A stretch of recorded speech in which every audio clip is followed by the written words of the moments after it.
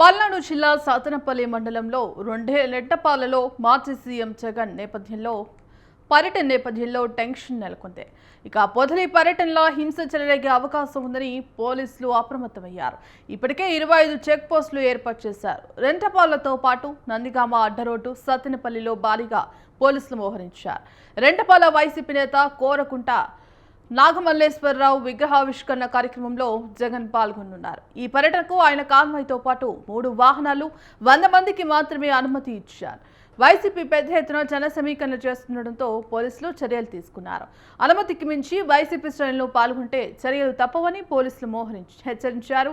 ఇక Nandigama cross road దగ్గర జగన్ కు వ్యతిరేకంగా ఫ్లెక్సీలు వెలిశాయి. గో బ్యాక్ జగన్, అమరావతి ద్రోహి జగన్ అంటూ ఫ్లెక్సీలలో రాసి ఉంది. గమనించిన పోలీసులు ఆ ఫ్లెక్సీలను తొలగించారు. జగన్ టూర్ సక్సెస్ చేయాలని వైసీపీ నేతలు చూస్తున్నారు.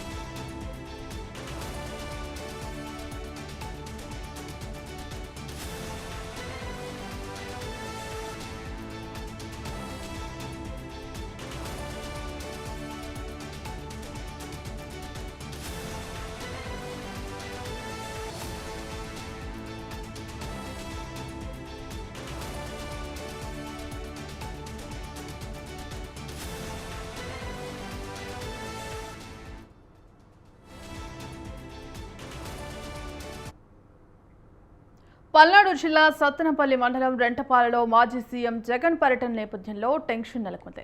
పొదిలి పర్యటనలో హింస చెలరేగే అవకాశం ఉందని పోలీసులు అప్రమత్తమయ్యారు. ఇప్పటికే 25 చెక్ పోస్టులు ఏర్పాటు చేశారు. రెంటపాలతో పాటు నందిగామ అడ్డరోడ్డు సత్తెనపల్లిలో భారీగా పోలీసులు మోహరించారు. ఇక రెంటపాల వైసీపీ నేత కోర్లకుంట నాగమల్లేశ్వరరావు విగ్రహావిష్కరణ కార్యక్రమంలో జగన్ పాల్గొనున్నారు. ఈ పర్యటనకు ఆయన కాన్వాయ్తో పాటు 3 వాహనాలు 100 మందికి మాత్రమే అనుమతి ఇచ్చారు. వైసీపీ పెద్ద ఎత్తున జన సమీకరణ చేస్తుండటంతో పోలీసులు చర్యలు తీసుకున్నారు. అనుమతికి మించి వైసీపీ శ్రేణులు పాల్గొంటే చర్యలు తప్పవని పోలీసులు హెచ్చరించారు. ఇక నందిగామ క్రాస్ రోడ్ దగ్గర జగన్ కు వ్యతిరేకంగా ఫ్లెక్సీలు వెలిశాయి. గో బ్యాక్ జగన్, అమరావతి ద్రోహి జగన్ అంటూ ఫ్లెక్సీలలో రాసి ఉంది. ఇక గమనించిన పోలీసులు ఆ ఫ్లెక్సీలను తొలగించారు. జగన్ టూర్ సక్సెస్ చేయాలని వైసీపీ నేతలు చూస్తున్నారు. ఇందుకు సంబంధించి కంప్లీట్ అప్డేట్స్ మా కరెస్పాండెంట్ వీరస్వామి అందిస్తారు. వీరస్వామి. భాగ్యశ్రీ, మాజీ ముఖ్యమంత్రి జగన్మోహన్ రెడ్డి ఈ రోజు పల్నాడు జిల్లా సత్తెనపల్లి రెంటపాలలో పర్యటన మరికొద్దిసేపట్లో ఖరారు కానుంది. ఈ నేపథ్యంలో ఇప్పటికే ఖరారైన నేపథ్యంలో ఇక్కడికి టూరు వెళుతున్న సందర్భంలో భారీగా పోలీసులు మాత్రం ఆంక్షలు విధించారు. దీనికి సంబంధించి కూడా ఇప్పటికే కసరత్తు పూర్తయింది. మరికొద్ది సేపట్లో మాజీ సీఎం జగన్మోహన్ రెడ్డి ఇంటి ఒడ్రవల్లిలోని నివాసం నుంచి బయలుదేరనున్నారు. దీనికి సంబంధించి కూడా ఇప్పటికే పోలీసు ఆంక్షలు కూడా విధించిన పరిస్థితి నెలకొంది.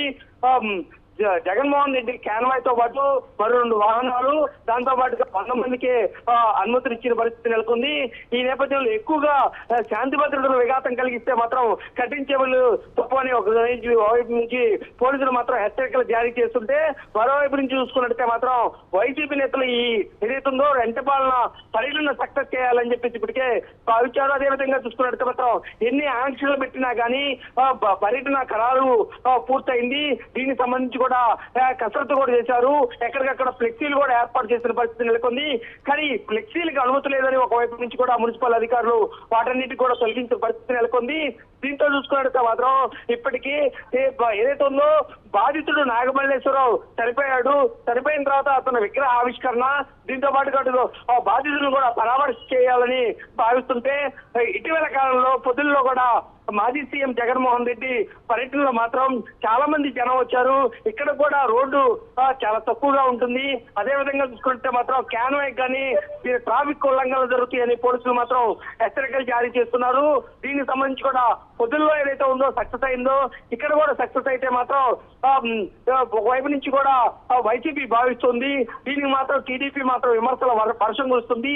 అక్కడ నాగమల్లేశ్వర ఆత్మహత్య చేసుకోవడానికి కారణం మాత్రం ప్రధానంగా మాజీ సీఎం జగన్మోహన్ రెడ్డి అని చెప్పేసి టీడీపీ నేతలు మాత్రం విమర్శలు చేస్తున్నారు.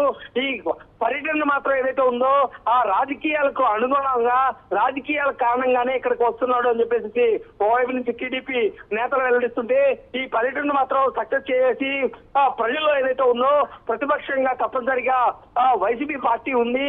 వైసీపీ పార్టీ ప్రజల సమస్యలకు ప్రజలకు అండగా ఉంటుందనేది ఒక తరుణంలో దానికి భావించి దీనికి సంబంధించి సక్సెస్ చేయాలని వైసీపీ.